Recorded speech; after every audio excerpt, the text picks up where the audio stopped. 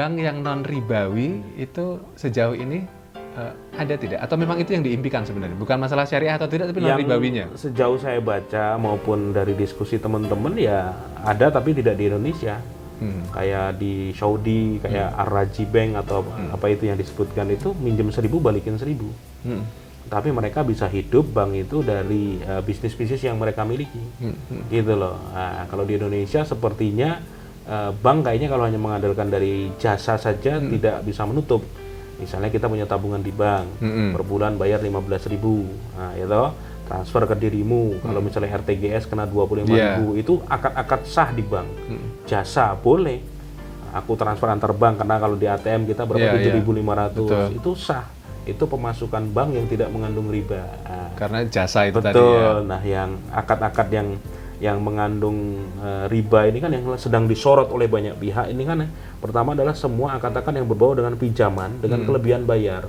Sementara kata Nabi, hadis Nabi kan semua utang dengan kelebihan manfaat jatuhnya riba. Bahkan beberapa ustadz kalau kita ikut kajian yang benar-benar paham fikih muamalah, misalnya motor kamu minjemin aku uang, ya toh, terus demi membalas kebaikanmu tiap hari mau berangkat kerja aku jemput kamu pakai motorku tak boncengin, itu sudah dianggap sebagai bagian riba. Itu saja sudah masuk riba ya. Riba. Makanya kan hadis Nabi juga memang di akhir zaman ini akan datang suatu masa yang semua orang itu di tengah-tengah umatku semua orang memakan riba. Yang tidak makan langsung itu terkena debunya. Gitu. Nah, debu-debu riba itu kita nggak bisa nolak. Cuman gimana caranya kita berusaha nggak jadi pemakan langsung. Nah, karena kalau kata Nabi sudah berhubungan dengan pemakan langsung kan yang dilaknat 4 pihak, yang ngasih utangan, yang bayar utangan atau yang utang, 2 orang pencatat, 2 orang saksi. Nah, itu kena semua gitu loh. Jadi ketika gerakan ini muncul di sosial media sangat luar biasa dari para pengusaha, ternyata yang ikut gelisah pun banyak, dari teman-teman yang kerja di bank juga merasa nggak nyaman, notaris itu juga nggak nyaman gitu loh. Jadi sebenarnya kegelisahan ini bukan hanya kami di luar, tapi juga pihak bank sendiri yang karyawan pun gelisah gitu loh. Dan yang bisa merubah ini sebenarnya kan dari pemerintah gitu loh. Gimana sih supaya kita itu masyarakat, kebetulan kita negara Indonesia mayoritas Muslim ya, punya lembaga keuangan yang memang membuat hati tenang ketika melakukan transaksinya gitu loh. Kan tadi Mas Sabtory mengatakan ada prosesnya juga. Awalnya mengalami semuanya.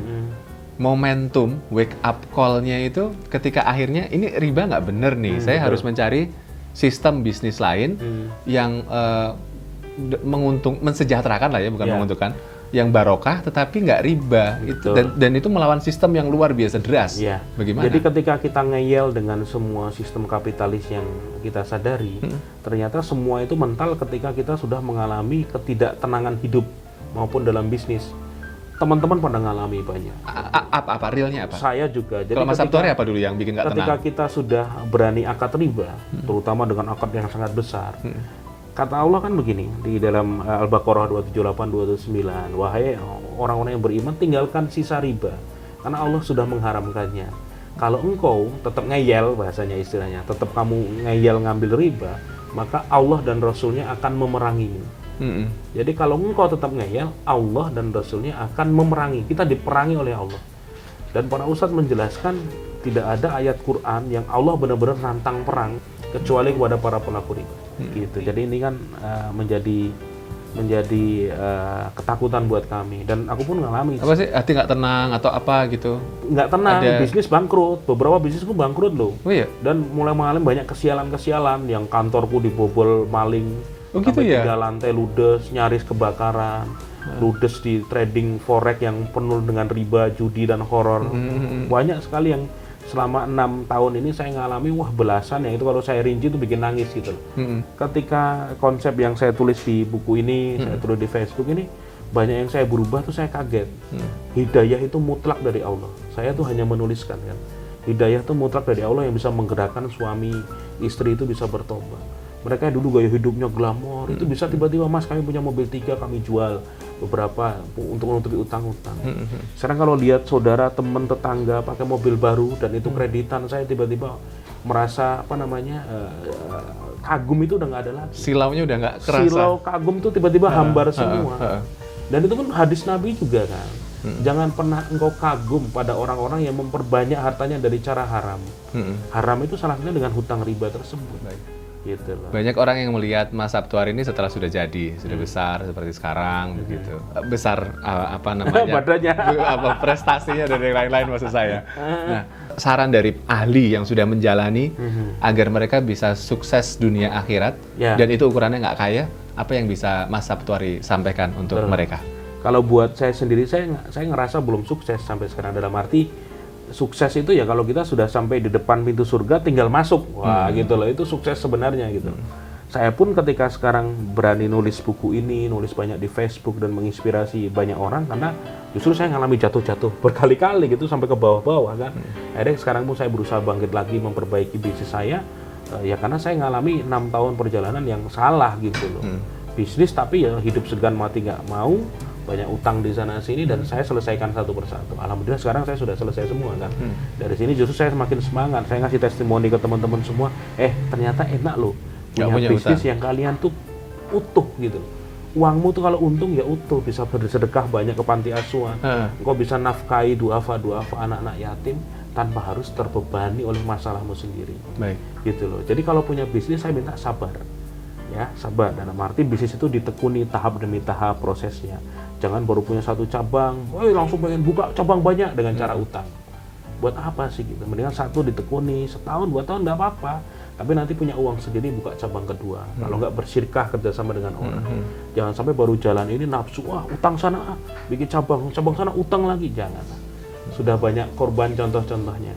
Ketika sistem belum jalan, produk belum benar, tapi kita sudah terlalu banyak serakah dengan menghimpun dana kemana-mana, padahal itu dari akad riba, ya ujung-ujungnya kehancuran gitu. Salah satu yang menarik perhatian kami selain dari status-status Facebook Mas Sabtuari ini adalah gerakan sedekah rombongan. Yes, alhamdulillah. Itu gambarannya seperti apa dan saya cukup yakin banyak pemirsa kami yang mendambakan, merindukan bisa membantu orang begitu. Mohon diceritakan kembali. Itu sedekah rombongan cikal bakalnya pun dalam kondisi ketika saya bangkrut dulu 2011. Pas bangkrut malah pengen sedekah. Jadi saya tuh mainan trading forex, derivatif, emas. Itu gitu pernah jahiliyah banget ya Mas Sabtuari ya? Itu gara-gara ya nafsu banget sama teman-teman.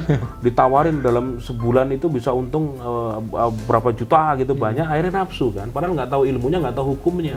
Baru setelah baca ustadz-ustadz bilang kalau itu ada unsur judinya, ada ghorornya, ada maisirnya, bingung gitu. Ya Allah, pantesan sama Allah dihabisi. Jadi ketika dulu sampai habis-habisan nangis sama istri berdua di kamar, nggak punya apa-apa sudah. Akhirnya dana tersisa itu kami sedekahkan ke panti asuhan. Nah di panti asuhan itu saya ketemu sama adik-adik bayi-bayi yang dibuang karena korban aborsi gagal. Salah satunya yang Putri Herlina yang nggak punya tangan itu, saya tulis kisahnya di blog. Lah kok banyak yang sedekah sampai 16 juta seminggu waktu itu. Saya serahkan ke panti. Lama-lama makin banyak yang nitip, saya terus nulis lama-lama. Akhirnya 4 bulan itu saya bikin ini gerakan, kalau hanya berhenti di sini sayang. Jadi sekarang lah namanya sedekah rombongan. Alhamdulillah sekarang sedekah rombongan sudah 5 tahun. Dari 2011 lalu, dari dulu hanya 16 juta satu minggu. Per hari ini kita sudah menyalurkan lebih dari 37 miliar dana ke 16.000 santunan. Subhanallah. Kita punya lebih dari 300-400 relawan di seluruh Indonesia, sudah punya 31 ambulan, dan juga rumah singgah ada 11 di berbagai kota. Semarang kita juga ada, kalau di Jawa Tengah kita ada di Semarang, Purworejo, Pekalongan, ada, Wonogiri, Solo, punya semua kita. Jogja kita juga punya juga di sini yang malah pusatnya di Jogja. Berarti sesukses apapun kita, sebanyak apapun yang dianugerahkan Allah dalam bentuk rezeki kepada kita, ujung-ujungnya tetap apa yang bisa kita berikan kepada orang lain. Betul lah, khairunas anfa'uhum linnas. Sebaik-baik manusia di mata Allah adalah yang bermanfaat buat orang lain. Jadi menjadi orang kaya itu kalau bisa umat Islam harus kaya kan, betul kan? Tapi dalam prospek ini ke depannya harus kayanya bukan hanya sekedar numpuk harta, tapi adalah kaya memberikan manfaat buat orang banyak. Makanya kalau kita ketemu pengusaha-pengusaha yang mereka itu spiritnya adalah memberikan memberikan manfaat ke orang banyak, itu kadang saya pun merinding gitu loh. Ada seorang pengusaha yang rumah makannya banyak bisa bikin pesantren. Ada yang dia punya bisnis banyak yang dia bisa punya membiayai anak-anak yatim sampai 1.000 orang, itu kan keren. Jadi kalau biasanya mau umat Islam itu menjadi orang yang kuat secara sisi ekonomi agar bisa memberikan manfaat ke orang lain dimanapun. Jangan jadi orang miskin, istilahnya ya kita berjuang bareng-bareng di sini. Nah, dimulai dengan langkah pertama ya tadi, nggak punya utang gitu. Kalau punya utang mau kaya susah itu, harus mulai menyisihkan waktu untuk tidak punya utang gitu. Masih ada beberapa saat lagi saya ingin manfaatkan, kalau diintisarikan 2 buku itu, ada istilah taubaters di sana, ada kembali ke titik nol gitu ya.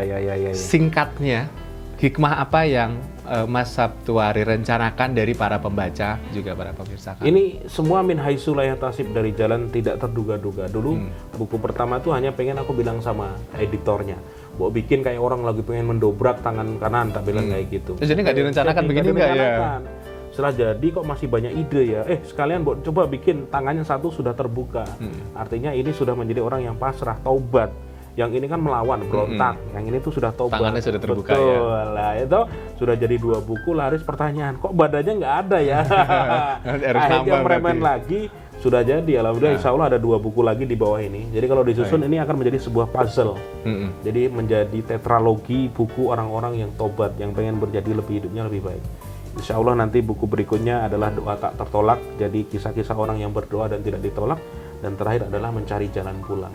Jadi insya Allah akan menjadi tetralogi. Mohon doanya pemirsa semua. Amin. Ini akan menjadi ya karya saya yang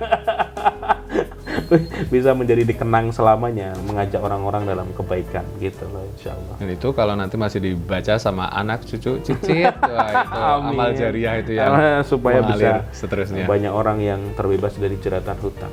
Jadi hidup tenang tanpa hutang gitu. Sabtuari, terima kasih. Sama-sama. Saya lebih senang menyebutnya Ustadz Sabtuari. Belum karena saya pantas. seperti, walaupun penampilannya tidak religius, tetapi yang disampaikannya semuanya sangat sejuk dan enak didengarkan. Salah satu pesan yang kuat tadi, hindari hutang dan pastikan yang kita cari adalah keberkahan dan juga ridho Allah, kira-kira begitu yang disampaikan Mas Sabtuari.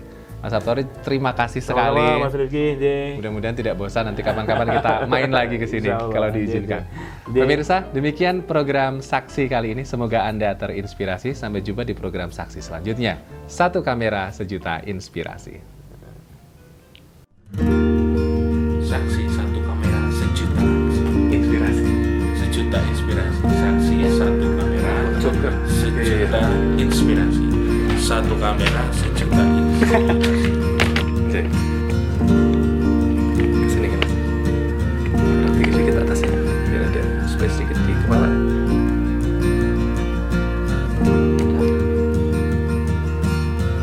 Siap. Mari. 3, 2, 1, action. Sini apa sini? Sini.